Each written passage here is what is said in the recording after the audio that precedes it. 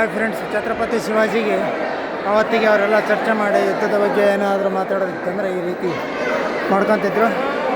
ಅವರು ಹೋರಾಟ ಮಾಡಿ ದೇವರ ಮೇಲೆ ಭಕ್ತಿ, ಶ್ರೀಶೈಲ ಮಲ್ಲಿಕಾರ್ಜುನ ಮತ್ತು ಭ್ರಮರಾಂಬಿಕೆ ಆ ತಾಯಿ ಎಲ್ಲದರ ಮೇಲೂ ಎಷ್ಟು ಭಕ್ತಿ ಇತ್ತು, ಎಷ್ಟು ನಿಷ್ಠಾವಂತ ವ್ಯಕ್ತಿ ಅನ್ನೋದ್ರ ಬಗ್ಗೆ ಇಲ್ಲಿರೋ ಚಿತ್ರೀಕರಣಗಳೇ ಕಾರಣ.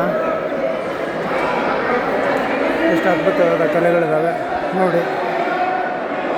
ಇದೆಲ್ಲ ಛತ್ರಪತಿ ಶಿವಾಜಿಯ ಆಸ್ಥಾನದಲ್ಲಿ ನಡೀತಕ್ಕಂಥ ಸನ್ನಿವೇಶಗಳ ಬಗ್ಗೆ ಚಿತ್ರೀಕರಣ.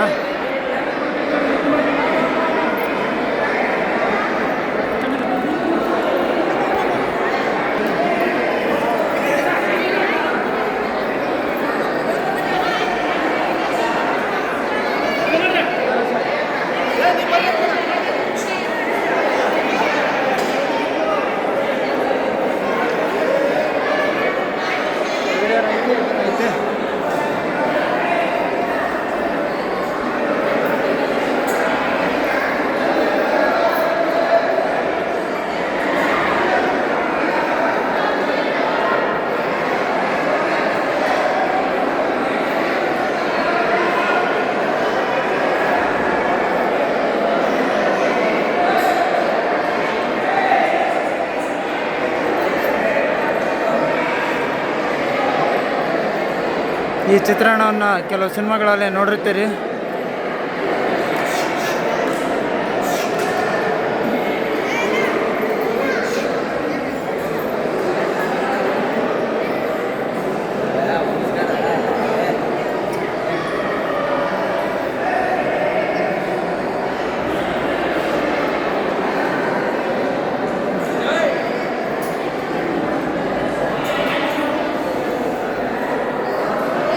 ಯುದ್ಧದ ಬಗ್ಗೆ ತಾಂತ್ರಿಕವಾಗಿ ಯಾವ ರೀತಿ ಬೆಳೆಸಿ ಎಲ್ಲರನ್ನು ಸದೆಬಡಿಯೋದು ಹೇಗೆ ಅನ್ನೋದ್ರ ಬಗ್ಗೆ ಛತ್ರಪತಿ ಶಿವಾಜಿಯವರು ಅದ್ಭುತವಾಗಿ ಅವರ ಬಗ್ಗೆ ಚಿತ್ರಣಗಳನ್ನು ಅಷ್ಟು ನೀಟಾಗಿ ಮಾಡಿದ್ದಾರೆ. ಅಷ್ಟು ಶಕ್ತಿಶಾಲಿ ಮತ್ತು ಅಷ್ಟೇ ಬುದ್ಧಿವಂತಿಕೆ ಇರತಕ್ಕಂಥ ನಮ್ಮ ಛತ್ರಪತಿ ಶಿವಾಜಿಯವರ ಧೈರ್ಯ, ಶೌರ್ಯ ಈಗಿನ ಜನ್ರೇಷನ್ ಆಗಿರ್ತಕ್ಕಂಥ ನಮ್ಮ ಯುವ ಪೀಳಿಗೆಗಳು ಅವರನ್ನು ನೋಡಿ ತಿಳ್ಕೋಬೇಕು.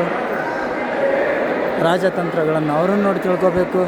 ಜೀವನದಲ್ಲಿ ಅದ್ಭುತವಾಗಿರ್ತಕ್ಕಂಥ ಜೀವನವನ್ನು ನಡೆಸಬೇಕಾಗಿರ್ತಕ್ಕಂಥ ಇವಾಗಿನ ಯುವಕರು ಎಲ್ಲರೂ ಧೈರ್ಯದಿಂದ ಮುನ್ನುಗ್ಗಿ ನಡಿಬೇಕು ಅಂತಂದರೆ ಅವರಲ್ಲಿರ್ತಕ್ಕಂಥ ಆತ್ಮಸ್ಥೈರ್ಯ ಚೆನ್ನಾಗಿ ಬರಬೇಕಂದ್ರೆ ಸ್ವಾಮಿ ವಿವೇಕಾನಂದರವ್ರನ್ನ ತಾವು ಭಾವಿಸಬೇಕು.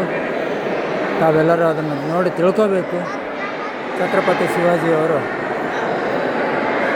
ಸಾಂಸ್ಕೃತಿಕ ವೈಭವ ಯಾವ ರೀತಿ ಇತ್ತು, ಎಲ್ಲೆಲ್ಲಿ ಅವರೆಲ್ಲ ಒಂದು ಚಾರ್ಮನ್ನು ಮೂಡಿಸಿದ್ರು ಅನ್ನೋದ್ರ ಬಗ್ಗೆ ತಿಳ್ಕೊಳ್ತಾ ಹೋಗಿ.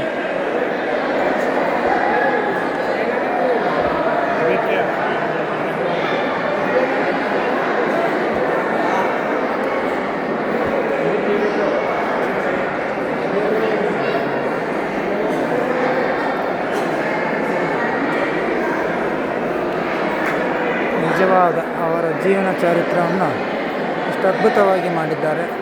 ಕೆಳಗಡೆ ಎಲ್ಲ ಕನ್ನಡ, ತೆಲುಗು, ಹಿಂದಿ ಮತ್ತು ಮರಾಠಿ ಭಾಷೆಯಲ್ಲೂ ಸಹ ಹಿಂದಿ, ಇಂಗ್ಲೀಷು, ತೆಲುಗು, ಕನ್ನಡ 4 ಭಾಷೆಯಲ್ಲಿ ಅವರ ಬಗ್ಗೆ ವೈಭವವಾಗಿರ್ತಕ್ಕಂಥ ಅವರ ಜೀವನ, ಎಷ್ಟು ಅವರಿಗೆ ಹಿಂದುಗಡೆಯಿಂದನೇ ಬೆನ್ನಿಗೆ ಚೂರಿ ಆಗ್ತಕ್ಕಂಥ ವ್ಯಕ್ತಿಗಳು ಯಾರಿದ್ದರು, ಮುಂದೆ ಸಾಥ್ ಕೊಡ್ತಕ್ಕಂಥವ್ರು ಯಾರ್ಯಾರಿದ್ದರು, ಜೀವನದಲ್ಲಿ ಎಷ್ಟು ನೋವನ್ನು ಅನುಭವಿಸ್ತಾನೂ ಕೂಡ ರಾಜದಲ್ಲಿರ್ತಕ್ಕಂಥ ರಾಜಧಾನಿಯಲ್ಲಿರ್ತಕ್ಕಂಥ ಎಲ್ಲ ಪ್ರಜೆಗಳನ್ನು ಎಷ್ಟು ಶಕ್ತಿ ಮೀರಿ ಅವರನ್ನೆಲ್ಲ ಎಷ್ಟು ಚೆನ್ನಾಗಿ ನೋಡ್ಕೊತಿದ್ರು ಅನ್ನೋದ್ರ ಬಗ್ಗೆಯೂ ಸಹ ಇದರಲ್ಲಿ ಚಿತ್ರೀಕರಣದಲ್ಲಿ ಅದ್ಭುತವಾಗಿ ತೋರಿಸಿದ್ದಾರೆ.